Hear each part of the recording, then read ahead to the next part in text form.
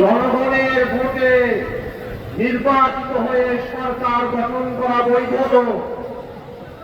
আর জনগণের ভোটে সংস্কার হবে সেটাকে বলে অবৈধ। এমন বিচারিতা বাংলাদেশের মানুষ সহ্য করবে না। আমরা সংস্কার পরিষদের কথা বলছি, এটা নতুন কোনো কথা নয়।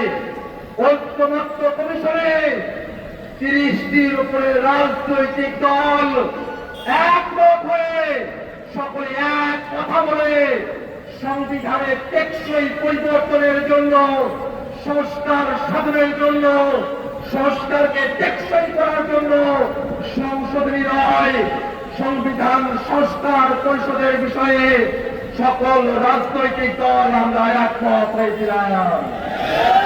কিন্তু দুর্ভাগ্যের বিষয়, ভোটের আগে পর্যন্ত তারা ফরমালি গণভোটের বিপক্ষে বলে নাই, কিন্তু ভোটের পরে 2/3 মেজরিটি পাওয়ার কারণে তারা জনগণের রায়কে বিভ্রান্তি দেখানোর সাহস করছে।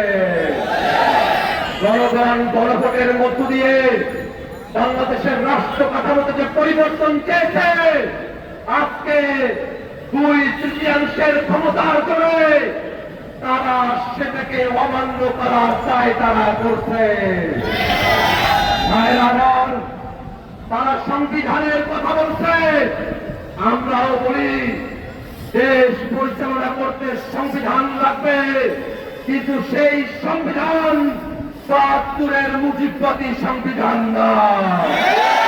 সেই সংবিধান শেখ হাসিনার সংবিধান না। সেই সংবিধান কোন দল বিএনপির সংবিধান না। দেশ পরিচালনার জন্য সংবিধান লাগবে, সেই সংবিধান হতে হবে জনগণের সংবিধান। আর সেই সংবিধানে জনগণের কথাগুলো থাকবে, তার অন্যথা আমরা হতে দেব না। আমরা তো বুঝি আপনারা সংস্কার চান না, গণভোট চান না, তার পেছনের কারণ হল আমরা বাংলাদেশের রাষ্ট্র ক্ষমতাকে, বাংলাদেশের সাংবিধানিক প্রতিষ্ঠানগুলোকে এক ব্যক্তির করায়ত্ত করে রাখতে চান। গণভোট মেনে নিলে সাংবিধানিক প্রতিষ্ঠানগুলোতে নিয়োগ স্বচ্ছ হবে, আপনাদের কর্তৃত্ব এককভাবে থাকবে না। সেই কারণে আপনারা গণভোট চান না। গণভোট মেনে নিলে তত্ত্বাবধায়ক সরকারের অন্তর্ভুক্তিমূলক সম্মিলিত ভাবে একটা কাঠামো আসবে, আপনারা সেটা চান না। গণভোট কার্যকর হয়ে উচ্চকক্ষ হবে ভোটের ক্রিয়ার অনুযায়ী, আপনারা সেটা চান না। আপনারা মৌলিক কাঠামোর পরিবর্তন চান না, এ কারণে এই গণভোট চান না। আমরা বলতে চাই, সংসদে আপনাদের সংখ্যাগরিষ্ঠতা থাকতে পারে, কিন্তু বাংলাদেশের জনগণ 70% সংখ্যাগরিষ্ঠতা নিয়ে রাজপথে আছে। এই জনগণকে কোনোভাবেই অমান্য করে আপনারা টিকে থাকতে পারবেন না।